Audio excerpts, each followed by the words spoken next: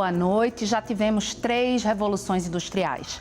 A primeira, com as máquinas a vapor, transformou a produção manual em mecânica. A segunda veio cheia de eletricidade e permitiu a manufatura em massa. A terceira foi marcada pela robótica, tecnologia da informação e das telecomunicações. Agora, a humanidade caminha para a 4ª revolução industrial, mais conhecida como Revolução 4.0. Desde 2010, os limites entre o físico, o digital e o biológico só diminuem. Em alcance e complexidade, esta nova etapa será diferente de qualquer coisa que já tenha sido experimentada. Os robôs vão estar em todos os lugares, inclusive prestando serviços. A hiperconexão e o diálogo entre as máquinas vão permitir que eles joguem xadrez, dirijam automóveis e tenham o preciso diagnóstico de doenças, só para citar alguns exemplos. Mas como as empresas devem se preparar para isso? E a crise econômica? Haverá menos empregos? E os direitos sociais, eles também vão ser modificados? O Opinião Pernambuco de hoje vai debater a Revolução 4.0. Para isso, convidamos Sérgio Soares, diretor do Instituto Senai de Inovação. Tatiane Menezes, economista e professora da UFPE. E Alexandre Saldanha, doutor em Direito e professor da Unicap. Você pode participar enviando perguntas ou comentários para o número de WhatsApp. Anote aí, 819-8830-7098. Não se esqueça de colocar seu nome e localidade onde reside no início da mensagem. Este programa também está sendo exibido pela internet no endereço ufpe.br/NTVRU. Boa noite, muito bem-vindos hoje aqui à Opinião Pernambuco. Obrigada por terem aceito o nosso convite. E eu quero começar por você, Tatiane. A 4ª Revolução Industrial, como é que os economistas estão visualizando? Estão vendo o que vem por aí como uma oportunidade ou como um desafio? Boa noite a todos, boa noite, telespectadores. A Revolução Industrial, todas elas, têm a vantagem de deslocar a função de produção. O que quer dizer isso? A gente consegue, com as mesmas pessoas, produzir muito mais. A grande vantagem da Revolução Industrial, das revoluções, né, é que você consegue diminuir as horas trabalhadas e fazer com que o trabalhador se torne cada vez mais produtivo, o que permite que, com menos horas de trabalho, ele consiga ter um rendimento maior. Esse é o lado bom, sim, mas isso a gente só consegue no longo prazo, quando todos os trabalhadores já estão adaptados a esse novo modo operante. No curto prazo, você tem muita perda de emprego. Recentemente, né, todos estão lembrados, quando desapareceu praticamente a função de caixa de banco ou de datilógrafo, né? Então, essas pessoas perdem o emprego, mas começam a surgir muitos outros na área de serviço que proporciona uma qualidade do trabalho muito maior, como os home offices, né? Hoje, muita gente consegue trabalhar dentro de casa, o que é um privilégio. Qual o problema disso? O problema para um país como o Brasil é que há necessidade de profissionais cada vez mais qualificados. Sim. Os postos de trabalho que desaparecem são de profissionais com baixa qualificação. E esse é o grande desafio da gente, porque a maioria dos brasileiros ainda não tem curso superior. Mal conseguem acabar o ensino médio. E isso daí é um desafio muito grande, porque essas pessoas vão ficar deslocadas desse novo mundo. Uhum. Vamos falar mais disso, com certeza, durante o programa. Agora, Sérgio, boa noite. Boa noite. Dá para explicar rapidamente o que é a internet das coisas e sistemas cyberfísicos? Porque são 2 termos que se ouve muito quando o assunto é Revolução 4.0. Dá sim, boa noite a todos. Quando a gente fala de internet das coisas, na verdade a gente está falando de você pensar em qualquer tipo de objeto e conectar ele com a nuvem, vamos dizer assim, né? Colocar ele na internet, deixar ele acessível. Tanto gerando dados, ou na maioria dos casos é exatamente isso, são sensores, por exemplo, que geram dados, mas eventualmente também fornecendo dados para algum tipo de outro sistema. Já quando a gente fala de sistemas cyberfísicos, a gente está falando de sistemas que se integram, né? Então, hoje a gente tem numa planta equipamentos diversos, mas esses equipamentos, muitas vezes, apesar de conectados, por exemplo, podem não estar integrados e trocando informações, eventualmente um comandando o outro. Então, a gente tem, na verdade, a capacidade de ter, inclusive, diferentes tipos de sistemas com diferentes objetivos, podendo colaborar para gerar produtos. A gente está falando de uma indústria especificamente, por exemplo. Então, vai ser uma mudança grande radical, também, né? Radical. Tecnológica e de produção, das formas de produção, dos métodos produtivos, da cadeia de valor como um todo, na verdade. Então, a gente para de falar só na indústria, só na planta, e está falando da cadeia de valor como um todo. Fornecedores dessa indústria, clientes dessa indústria, né? Logística, envolve muita coisa, sem dúvida. Então, outro desafio, né? Primeiro na educação, aqui a indústria. Boa noite, Alexandre. Tudo bom? Boa noite. Tudo bem, tudo bem. E como é que vão ficar os direitos? Porque a gente sabe, esse mês agora a Constituição acaba de completar 30 anos, né? É nova ainda, para ser uma Constituição, 30 anos é pouca coisa. E aí já vai vir uma mudança deste tamanho, né? Que vai mexer com tudo aí, modo de produção, provavelmente vai mexer aí com a CLT. Como é que vão ficar os direitos sociais? Qual a previsão para essa área? Vamos lá. Bom, primeiramente, boa noite a todos e a todas. Obrigado pela oportunidade de estar aqui discutindo um tema tão instigante e interessante. Bom, na verdade, não é somente nos direitos sociais, né, que tudo isso provoca impactos. Na verdade, dos direitos sociais é a preocupação imediata com a quantidade de trabalhos e as garantias trabalhistas e o que é que vai acontecer com essa demanda que vai deixar de trabalhar porque existe um processo de automação. Mas, na verdade, todo esse processo de evolução 4.0, ela cria um impacto, uma onda de impactos em praticamente todo o sistema jurídico. Desde o conceito de propriedade, desde o conceito de propriedade intelectual, até a forma de contratos, até a forma de administração, a gestão, os tipos de crime. O Sérgio estava falando aí da questão dos dados, o conceito de privacidade, então, os direitos fundamentais, né, de liberdade, de privacidade. Tudo isso sofre uma espécie de redimensionamento ou reinterpretação. Então, a preocupação primeira com os direitos sociais é, na verdade, garantir uma espécie de inclusão nessa revolução. Quer dizer, como é que a gente vai fazer com que determinados setores que deixam de exercer determinadas funções sejam inclusos nesse processo de desenvolvimento tecnológico e econômico. Então, é um desafio muito grande para o sistema jurídico acompanhar tudo isso. Verdade. Então, o que a gente está vendo aí é que a que vai vir vai ser um maremoto, né? O que está que a gente está esperando aí uma coisa grande, né? Que vai tomar mesmo. E o Fórum, Tatiane, o Fórum Econômico Mundial fez uma previsão agora, no começo de 2018, de 7 milhões de empregos, né? Que vão acabar. Mas, em compensação, vão ser gerados 2 milhões novos postos de profissões que ainda não existem, que provavelmente quem vai ocupar esses postos são as pessoas que hoje estão no maternal, né? Mas são profissões que a gente nem sabe ainda quais serão. Bom, aí ficam aí 5 milhões, né? No saldo negativo de 5 milhões. Para o Brasil, qual é a perspectiva? Já está dando para ter um número? Ainda mais quando a gente vive um momento de crise, né? Onde o desemprego já está grande. Hoje, no Brasil, né, em 2017, o PIB do Brasil, o Produto Interno Bruto, a indústria foi responsável apenas por 27% desse PIB. Ou seja, a indústria do Brasil, há muito, já não é o carro-chefe da nossa economia. O setor serviço é muito mais dinâmico do que a indústria. E para essa indústria conseguir se posicionar, ela tem que se automatizar. E aí vai se perder muito postos de trabalho nesse setor. Porém, o setor serviço passa a ser o grande carro-chefe da economia, que já é hoje. né?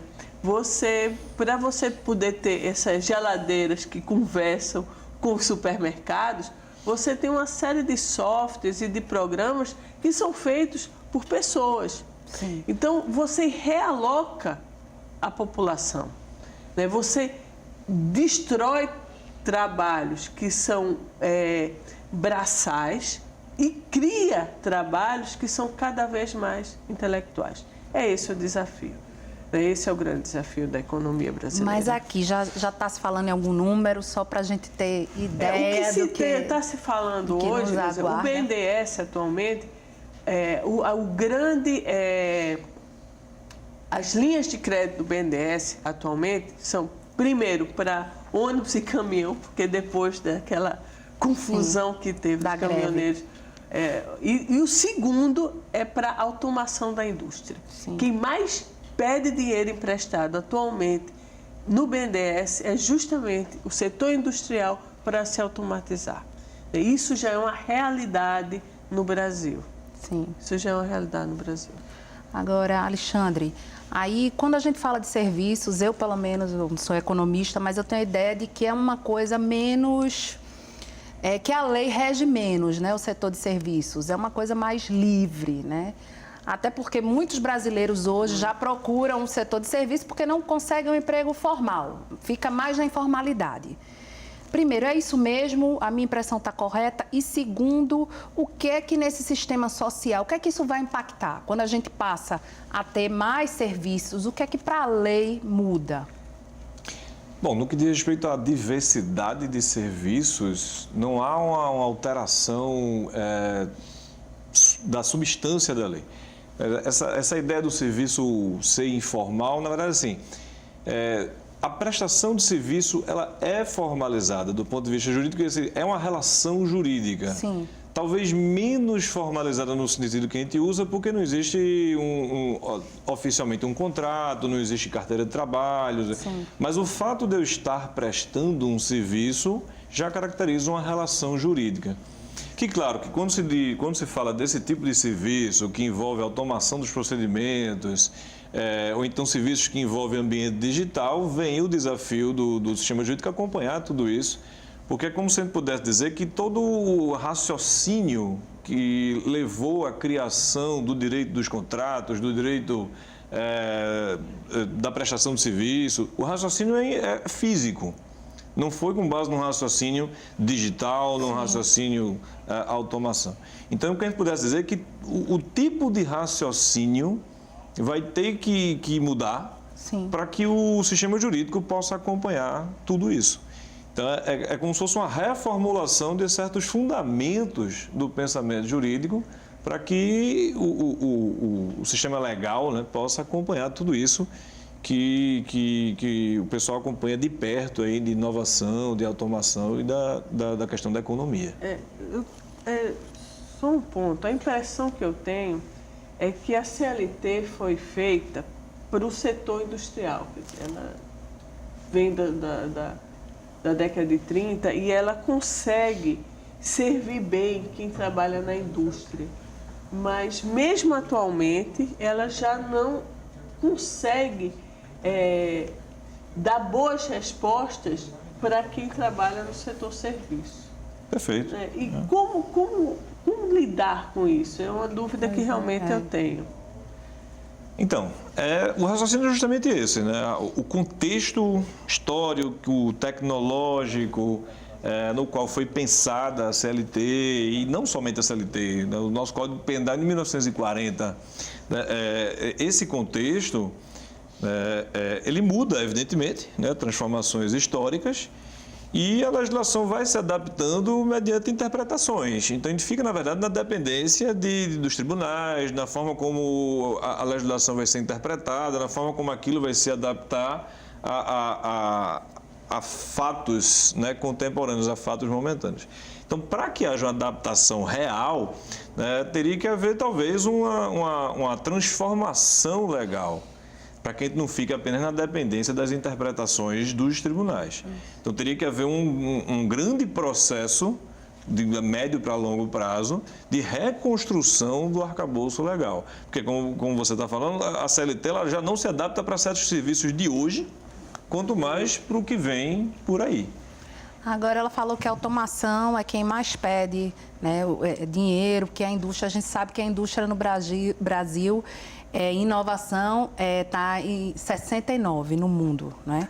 A gente já começa atrasado, Sérgio, a gente já dá a largada da maratona, a gente já ficou ali para o final, né? Sim. Veja, na verdade é interessante esse ponto, eu estava ouvindo o que a Tatiana falou, de a indústria hoje tem um impacto muito menor do que já teve no PIB, né? Mas aí, Tatiana, eu queria até discordar um pouquinho de você, dizendo o seguinte, na prática, muito do que você disse, inclusive, eu acho que a indústria pode recuperar e trazer. Por exemplo, a minha geladeira, é a indústria que faz a geladeira, então ela vai ter que, obviamente, né, faz parte do processo de inovação da indústria, não é a indústria de hoje, vamos dizer assim, que vai colocar o software na geladeira. Então ela vai ter que saber lidar com esse novo ecossistema, a necessidade, essa demanda e trazer, então, por exemplo, que é exatamente o que a gente faz, de levar esse tipo de tecnologia para a indústria. Então, é fato, a indústria brasileira hoje ela está muito atrasada, a onda... Aí a gente fala de revolução, né? Porque vai mudar tudo, vai mexer na legislação, na economia. Por isso que não é revolução, não é um exagero o nome, né? Na prática é isso.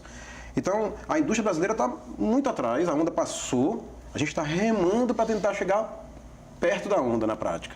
Então, a realidade que a gente enxerga é a seguinte, a gente tem que preparar a indústria para a indústria 4.0.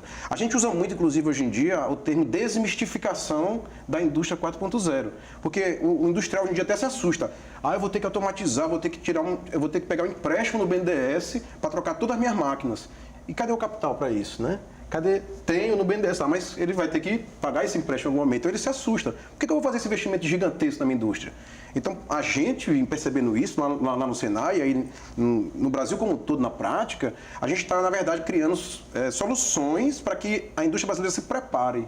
A gente habilite a indústria para ela fazer uma transição. Vamos falar daqui a pouquinho mais dessas soluções. Claro. No programa de hoje, o debate é sobre Revolução 4.0. Voltamos já.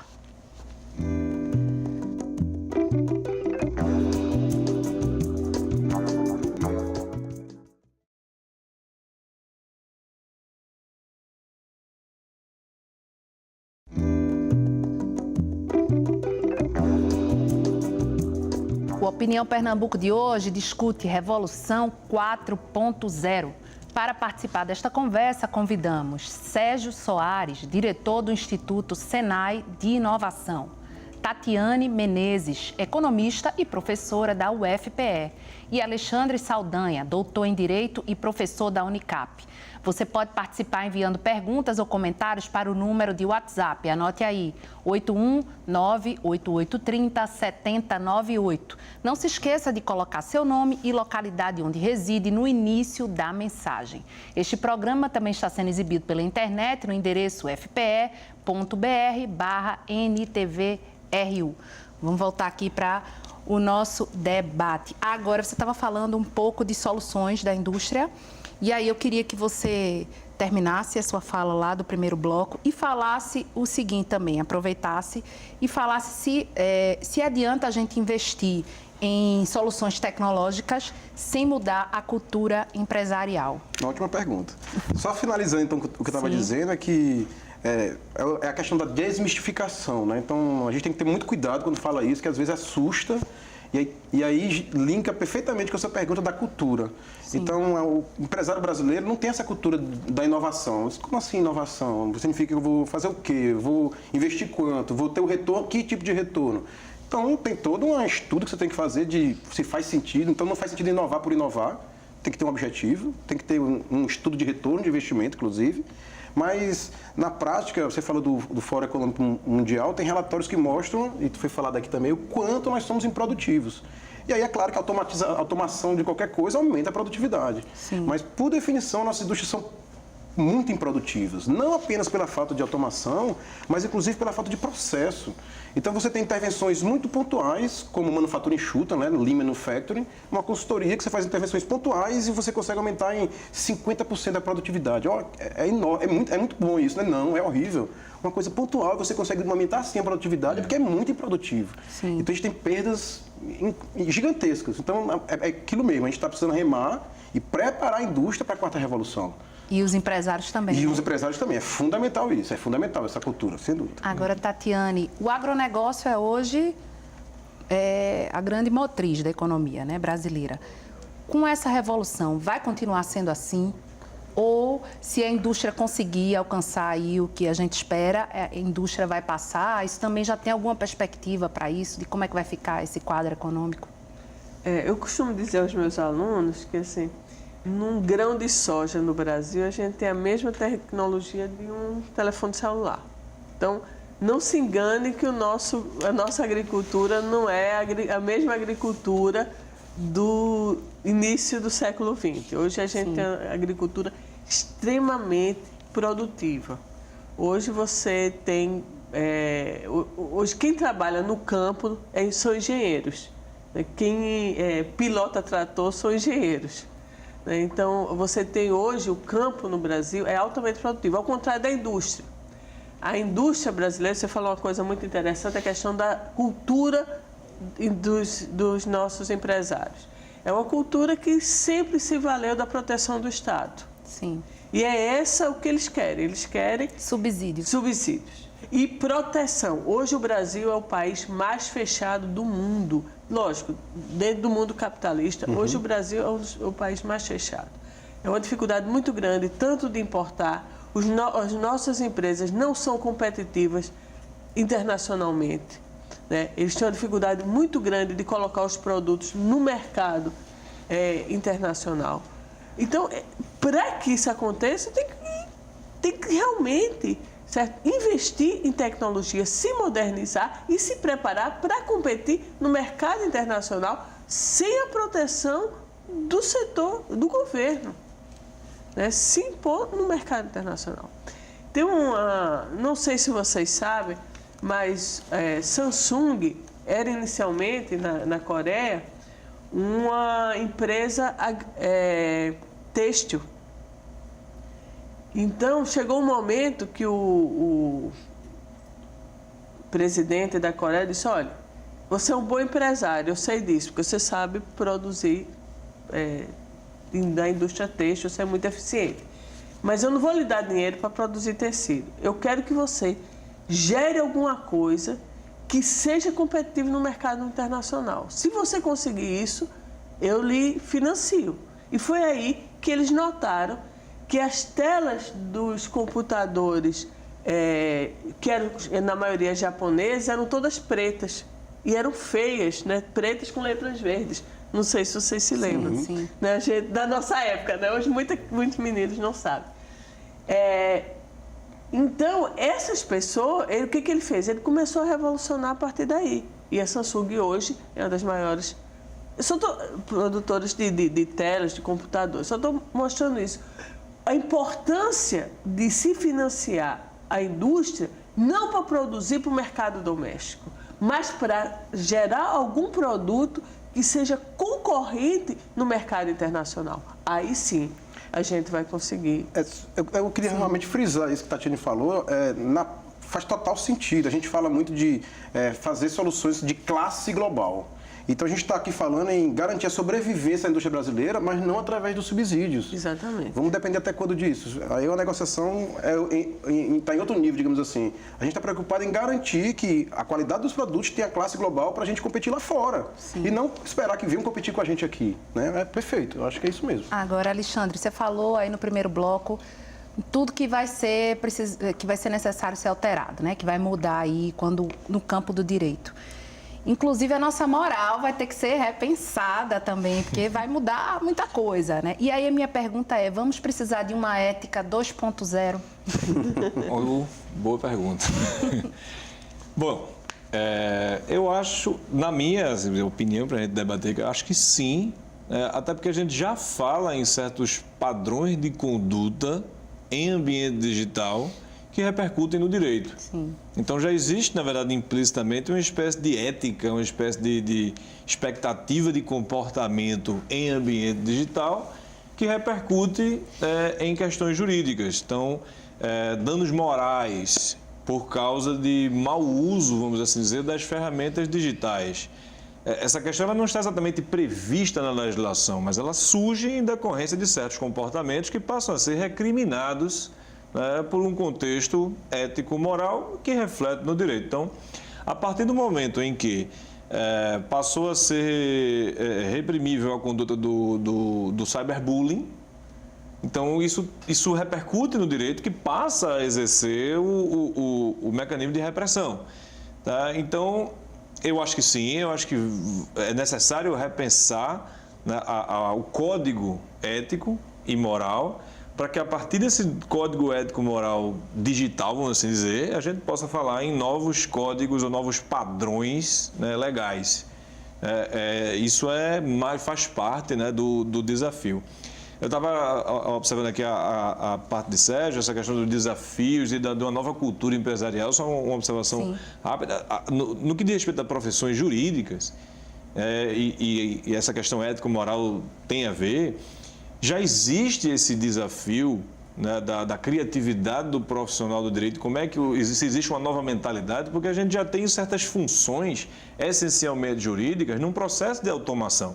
Que o robô a gente já tem um robô advogado, né, já tem a gente brinca que é um robô advogado, é um programa, não sei, um aplicativo, não sei, um algoritmo que exerce a função do advogado. Quer dizer, o tempo que eu levava para fazer ali uma petição, para fazer uma pesquisa, vai fazer muito mais rápido. Na prática, ele é muito mais sofisticado que um advogado. Porque ele consegue, por exemplo, tomar decisões que nem um advogado humano tomaria, do tipo, esse processo que caiu para esse juiz, essa é a linha de conduta que você deve tomar, porque nos últimos 1000 processos desse juiz, isso funcionou, isso não funcionou. Ele vai ter acesso a um banco de dados que eu não tenho. Exatamente. Eu não tenho. Nenhum humano teria.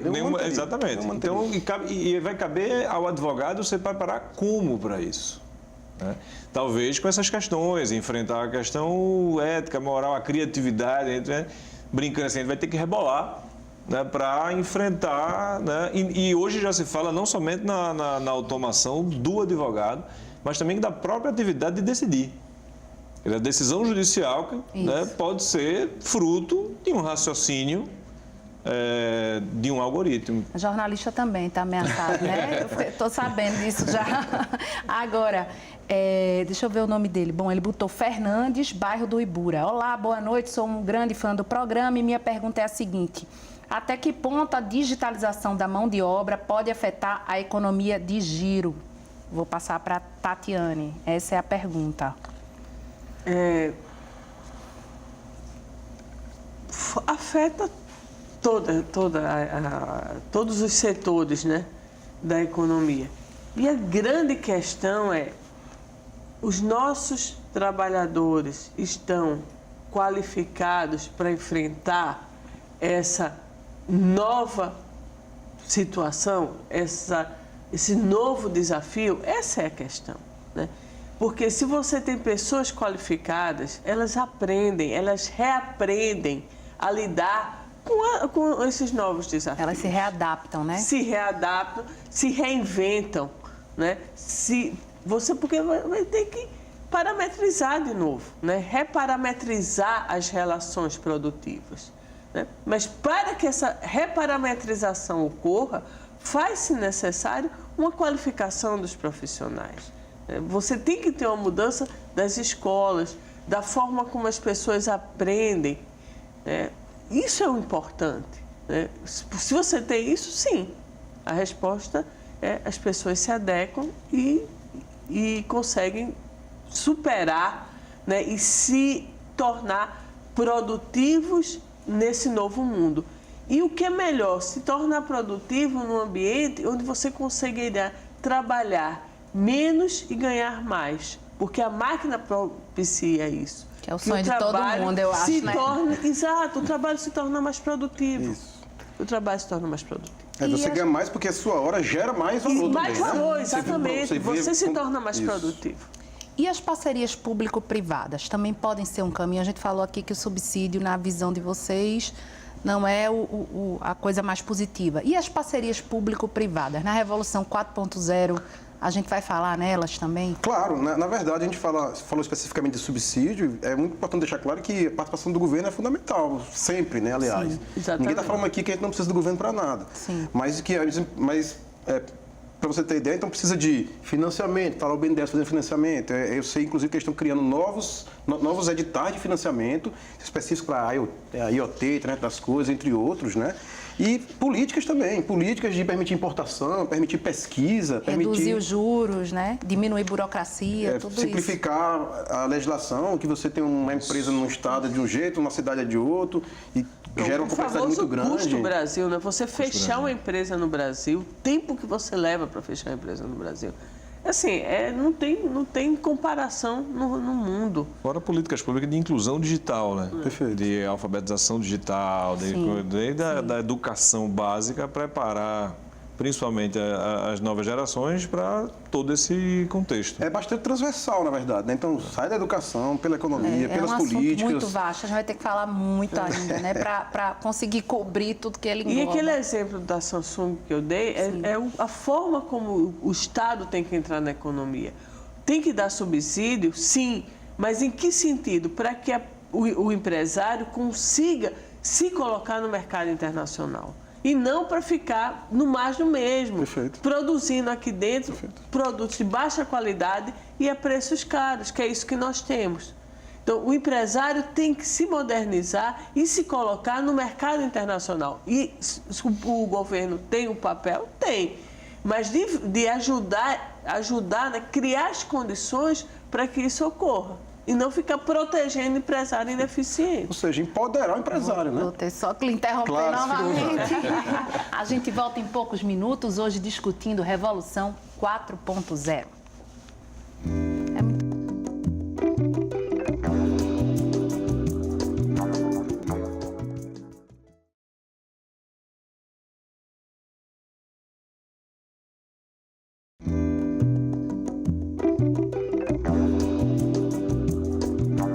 Estamos de volta com nossa conversa sobre Revolução 4.0, que entra agora no seu terceiro e último bloco.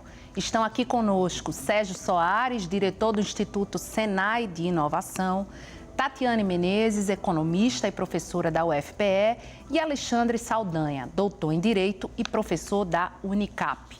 Você pode participar enviando perguntas ou comentários para o número do WhatsApp 81 98830 7098. Não se esqueça de colocar seu nome e localidade onde reside no início da mensagem. Este programa também está sendo exibido pela internet no endereço fpe.br/NTVRU. Vamos voltar aqui para nossa discussão. Alexandre, quem vai decidir o que os robôs podem decidir? A gente vai precisar de uma declaração universal dos direitos dos robôs. Vamos lá. Faz parte, né, mais uma vez, desses desafios, né? A gente brincando assim que a gente que estuda direito administrativo hoje, que é o direito da gestão pública, e existem alguns princípios do direito administrativo, e a gente brinca dizendo que esses princípios serão substituídos pela lei da robótica, lei de Isaac Asimov, aquela questão que brincando, surge como brincadeira, mas a coisa está acontecendo. Daqui a pouco vai ser verdade. As funções jurídicas elas estão sendo, aos poucos, substituídas, né, por robôs, entre aspas. Então, caberá ao profissional do direito, né, humano, ao profissional, né, ser humano, talvez fomentar isso tudo. Né? Talvez a preservação do humano nesse contexto, no que diz respeito ao jurídico, seja em como fomentar essas máquinas, né, nesse processo de tomada de decisão. Então, as máquinas passarão a decidir com base em quê? E talvez esse com base em quê continue sendo um mínimo humano, vamos assim dizer, no processo de criação das leis e no processo de tomada de decisões. Agora, as responsabilidades são inúmeras, porque ainda tem a responsabilidade da empresa que cria a máquina. Né? Que hoje, a gente estava conversando, o raciocínio é por aí. Você vai responsabilizar a empresa responsável pela elaboração da máquina que está tomando decisões judiciais, que está tomando decisões nos agronegócios, que está tomando decisões... Então, a ideia, por enquanto... no intervalo, o trânsito, exemplo né? do carro, né? Que não vai ter um ser humano dirigindo, mas que ele pode, de repente, errar e atropelar. E aí, de quem vai ser a culpa? A tendência é responsabilizar a empresa responsável pelo veículo. Na verdade, vai não. Infelizmente, já aconteceu, né, um acidente. Sim. Né? Recentemente, o carro atropelou um ciclista, né? Ou alguém estava fazendo culpa, se não me engano, na rua. Então, já é realidade, infelizmente, né? Agora, na indústria problema. brasileira, quando já tem algum setor da indústria que a gente pode dizer que já entrou na revolução 4.0 hoje aqui no Brasil? Acho que falar de setor é muito forte, na verdade. A gente pode falar de indústrias. Então, tem empresas que estão mais avançadas, que já estão, além de estar conectadas, integradas. De que áreas, principalmente, a gente está falando? A gente pode falar, por exemplo, da indústria automotiva, a indústria que normalmente tem maior poder de investimento também, né? Então, é uma indústria bem moderna, normalmente. Aqui mesmo, perto da gente tem a fábrica mais moderna do mundo, na época que ela foi inaugurada, né? Então, a fábrica automatizada, interligada com os fornecedores, muitos dos quais estão no entorno ali. Então, ele não precisa ter grandes estoques, por exemplo, porque o fornecedor já sabe da produção, quando é que tem que trazer aquele estoque, aquela peça do carro, por exemplo. Né? Então, na verdade, eu diria que falar em setor é muito forte, mas falar em alguns exemplos a gente consegue falar. Uma ou outra que já começaram. Isso. Agora, Tatiane, queria que você explicasse rapidamente para quem está nos vendo o que é economia colaborativa e se ela também pode ser um caminho para o que está vindo aí, para esse maremoto, de tsunami. As formas, as relações produtivas, elas vão evoluindo de acordo com as necessidades humanas, né? Como a gente estava conversando, os recursos são escassos, né? E a gente tenta maximizar, né, a utilização do que a gente tem, dado as restrições impostas. Como fazer isso? Né? Como fazer isso? Você tem desde bitcoins até você chegar na internet e fazer escambos. Né? Fazer escambos. As pessoas colocam, você tem grupos e dizem, eu quero isso, eu troco isso por isso. E as pessoas saem trocando, sem necessidade de moeda. Né? Então, essas são oportunidades que surgem, que essa nova tecnologia surge. Ou seja, você começa a criar condições de troca sem necessariamente a moeda. Você volta à feira, né, do início do final da Idade Média, só que é uma feira que ocorre no meio digital. No mundo virtual, porque vai ser muito mais fácil, né, também por esse lado. Exatamente. E as pessoas começam a fazer essas trocas, né? Essas trocas e colaborarem umas com as outras, o que possibilita, né, essa nova forma de gerar recursos, de gerar bens. Quer dizer, eu não preciso mais de dinheiro para ter tudo que eu quero. Posso simplesmente trocar serviços, né? Trocar serviços. Exatamente. Então, é um ganho muito grande que a tecnologia nos traz. Agora, Alexandre, Bill Gates, né, que é uma referência nesse mundo que a gente vive, falou, abre aspas, a tecnologia é amoral, fecha aspas. Bom, a gente vai ter que utilizar as velhas leis e usar a própria inteligência artificial para criar novas leis. É complexo, né? Segundo Bill Gates, é amoral, então... É uma questão... Bom, vamos lá. Se a questão envolve se a própria tecnologia vai criar um referencial legal.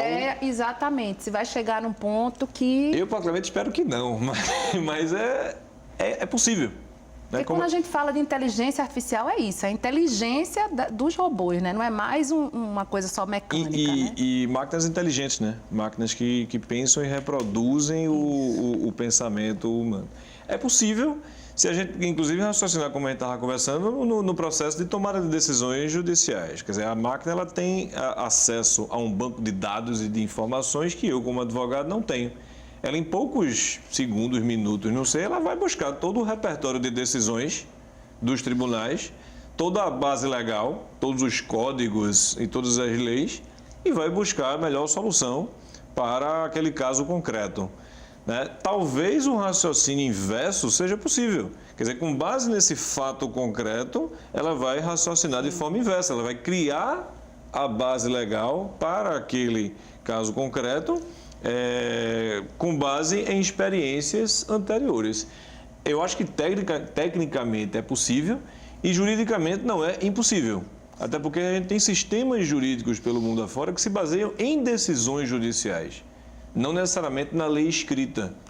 Então, se a máquina consegue identificar uma espécie de padrão naquele processo de tomada de decisões, e ela consegue, né? Ela vai criar uma espécie de parâmetro normativo. Então, é uma questão interessantíssima, mas eu acho que tanto do ponto de vista técnico, e aí o pessoal da tecnologia que pode responder melhor, quanto do ponto de vista jurídico, é possível. É possível, né? Eu espero que a gente continue tendo esse controle, mas assim, é possível que haja esse processo de confecção das leis. Eu diria que não é nem possível, não. É fato, isso vai acontecer. A questão é se a gente vai permitir que isso aconteça ou não. Sim, perfeito. Não tem para onde correr. Perfeito. Na prática, esse tipo de coisa já acontece, né? Então, o Google precisou desligar uma inteligência artificial que ele tinha, porque ele começou a inventar uma nova linguagem por si só. Aí eles, vamos puxar da tomada aqui, porque a gente não sabe o que pode acontecer. Acho que domina o mundo. Então, isso né? já é fato. A dúvida é se a gente vai deixar isso acontecer ou não, entende? Perfeito. E se os países que estão aí, né, que dominam o mundo, que a gente sabe que isso ainda existe, são eles que vão ditar o que é que os outros, como é que os outros vão ter que fazer, né? Se vai ter essa questão política aí também, que acho que isso é outro ponto. Certamente. Agora, Sérgio, trazendo para Pernambuco, vamos falar de Pernambuco agora, né? Já que a gente está no Opinião Pernambuco. O empresário, o empresariado e o trabalhador pernambucano já começa a pensar nisso, a falar disso. Você que está no Senai, aqui na área de inovação, como é que está sendo aqui, localmente falando? Perfeito. A gente está falando de Pernambuco, mas eu não diria que é tão diferente do restante do Brasil, né? É claro que a gente não compara São Paulo, por exemplo, onde está aí o grosso da indústria, mas se a gente olhar de maneira geral os demais estados, o diagnóstico que a gente tem é parecido com o Pernambuco. Então a gente pode até extravasar, vamos dizer assim, extrapolar, na verdade, né? O grosso da indústria, que são pequenas indústrias e médias indústrias, precisa de muita ajuda, né? Tecnicamente falando mesmo, de coisas simples que diminuem o desperdício, mas que também começa a monitorar e achar gargalos na produção, para como aumentar então a produção, aumentar a produtividade. E do lado do trabalhador, sem dúvida nenhuma, né? Então, aliás, uma das coisas que o Senai é mais conhecido há 76 anos é por ajudar no aprendizado, né, na capacitação do trabalhador, e agora mais do que nunca é preciso pensar também e o trabalhador da quarta revolução industrial, né? Então são outro tipo de treinamento que tem que ser feito, é outro trabalhador que tem que ser formado, né? E a gente está olhando exatamente para esses milhões de trabalhadores que vão ficar sem o emprego, entre aspas, né, sem aquele emprego específico. A gente tem que capacitar eles para eles estarem naquele outro nível do emprego, que é um emprego onde ele vai ter uma melhor condição de trabalho, menos braçal, né? Então a gente tem uma série de trabalho braçal. A ideia é que isso para de existir na prática. Ele vai ter um trabalho que vai ter um retorno melhor para ele, uma condição melhor de vida. E o Senai está investindo muito forte nisso, em ter treinamentos que vão desde treinamentos mais básicos, aperfeiçoamentos, a cursos de pós-graduação já nessa área de tecnologias que tem a ver com a quarta revolução industrial. Agora, Tatiane, em 2017, a Finlândia, que é um país que sempre está à frente, né, em muitas áreas, lançou um projeto piloto do programa Renda Mínima Universal. Esse programa dizia que durante 2 anos, era um piloto, eles queriam testar durante 2 anos 2.000 pessoas desempregadas, segundo eles já por conta da Revolução 4.0, idade 20 a 50 anos, iam receber o que é equivalente em reais a R$2.000, sem necessidade de contrapartida. E a ideia era que o programa fosse definitivamente continuado, né, que continuasse valendo, mas a própria sociedade finlandesa não apoiou. O que você acha do renda mínima, né? Já que aqui no Brasil a gente já tem grandes críticas ao Bolsa Família, por exemplo, não é a mesma ideia, mas como é que a sociedade brasileira vai resolver aí essa questão? Eu acho que a questão do Bolsa Família, eu acho que é excelente, porque a gente tem uma dívida social muito grande. O brasileiro, nossa sociedade, libertou os escravos, mas não botou os negros na escola, criando uma geração de semi-escravos. Então, eu acho que nós temos uma dívida social grande com essa parcela da população. né? Então, o Bolsa Família recupera essa dívida social e dá uma contrapartida, quer dizer, diz assim, olha, não é só dinheiro que eu vou dar a você, eu não dá mais nada, não tenho mais como lhe recuperar, mas seu filho eu tenho. Então, vou lhe dar dinheiro, você vai pegar teu filho e colocar na escola. Ele é obrigado, né? Ele é obrigado a colocar na escola. Então, eu acho, assim, genial o programa, né? E um programa que capacita, não só resgata a dívida social, mas capacita as crianças para terem oportunidades de serem produtivas. Mas aí, nesse caso... E aí, Fina... vamos lá, voltando desculpe. Desculpe, só concluindo. Então, a ideia é essa, quer dizer, você vai ter uma dívida social, né? Porque você tem toda uma geração que não foi preparada para essa nova revolução. O que fazer com essa geração, né? O que fazer com essas pessoas de 50 anos que tinham acostumado a um determinado emprego que desapareceu? O que fazer com elas? Então, isso, uma forma de fazer, bom, já que a gente está gerando muito dinheiro, vamos pegar esses recursos que estão sendo gerados e vamos garantir que essas pessoas consigam ter pelo menos uma vida digna, né? Eu acho que faz sentido, faz todo sentido, né? Principalmente numa sociedade como a brasileira. Verdade. O uso da tecnologia para promover a dignidade humana, Alexandre, é uma utopia ou pode ser possível? É possível, é possível. Bom, a gente, né, costuma dizer que esse princípio da dignidade humana, esse conceito é o que a gente chama de conceito jurídico indeterminado, né? Ele, na verdade, ele é possível de várias interpretações, mas a tecnologia, na verdade, como com toda ferramenta, ela pode ser utilizada tanto para excluir pessoas do jogo, quanto para incluir. Então, vamos esperar que ela seja utilizada para inclusão social, digital, para que todo mundo tenha condições de participar do desenvolvimento econômico, do crescimento, etc. Só para ter um exemplo, a questão de propriedade intelectual, direitos autorais, que é uma área bem quista para mim, que é uma área que eu pesquiso.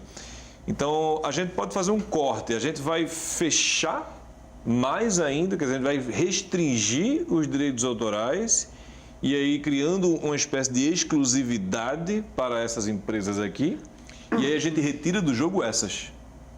Ou a gente vai tentar reelaborar os conceitos de direitos autorais para tentar fazer com que haja uma maior cooperação, que aí a gente inclui essas daqui.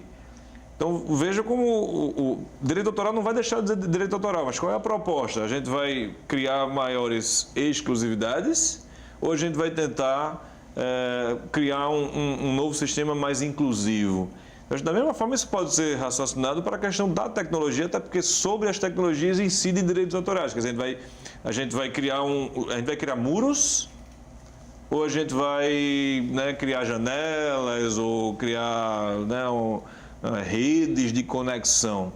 Então, eu acho que tanto as tecnologias quanto os direitos, eles podem sim, né, serem utilizados para promover, né, maior dignidade da pessoa humana no sentido de processos inclusivos. É possível, então? É possível. A gente tem agora 3 minutos. Eu queria dividir democraticamente esse tempo entre vocês com as considerações finais. Vou começar aqui por você. Bom, então, obrigado inicialmente pelo convite, né?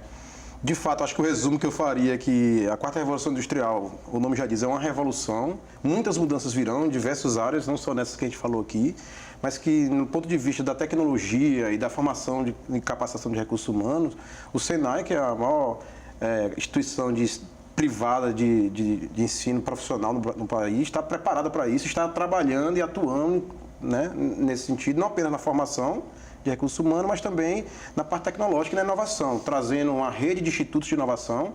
Então aqui a gente tem um instituto de inovação na área de TICs, por causa do nosso ecossistema, mas existem 5 institutos. Na área de TICs. Tecnologia da informação e comunicação, né? Então, por conta do Porto Digital, por exemplo, Sim, né? sim. Então, conseguimos atrair para cá esse instituto. Mas tem outros 25 que estão no país todo, em diversas áreas, biomassa, logística, laser, sistemas embarcados. E a ideia é que a gente trabalhe em rede para resolver problemas mais complexos da indústria brasileira. Que ainda tem o meio ambiente, né? Que a gente nem falou, porque nem deu tempo. Taquiane. Queria agradecer, né, o convite, é uma satisfação estar aqui debatendo esse tema que é tão instigante e tão moderno, e dizer que o futuro do Brasil passa pela capacitação das suas crianças e da sua população. Precisamos investir muito em educação. E educação não apenas a cognitiva que a gente conhece, mas também a socioemocional. Criar profissionais do futuro capazes de lidar com situações inesperadas e resolver problemas, não apenas de matemática ou de português, mas socialmente integrados, capazes de lidar com outras pessoas e transformar. É isso que eu acho que é o caminho, né? Bom, muito obrigado, foi ótima a nossa conversa. Acho que pegando até o gancho aqui, o raciocínio é realmente pelo caminho da educação, né, de novos processos cognitivos. Nós, profissionais do direito, ou qualquer tipo de profissional, a gente vai ter que se reinventar de certa forma, né, desde o momento da formação até o momento da aplicação de novos conhecimentos. Então, provocar o aluno e o profissional a buscar informações e buscar se adaptar a tudo isso, fazendo tanto um curso que seja voltado para esse contexto da Revolução 4.0, quanto procurar aí caminhos profissionais que também estejam em conexão com tudo isso que está acontecendo. Obrigado. Obrigada, muito obrigada. Obrigado. Foi ótima a nossa conversa, acho que deu para esclarecer muita coisa, embora ainda a gente vai ter que voltar para esse tema muitas vezes, porque é muito complexo, né? O Opinião Pernambuco de hoje fica por aqui. Muito obrigada pela sua audiência e até o nosso próximo encontro.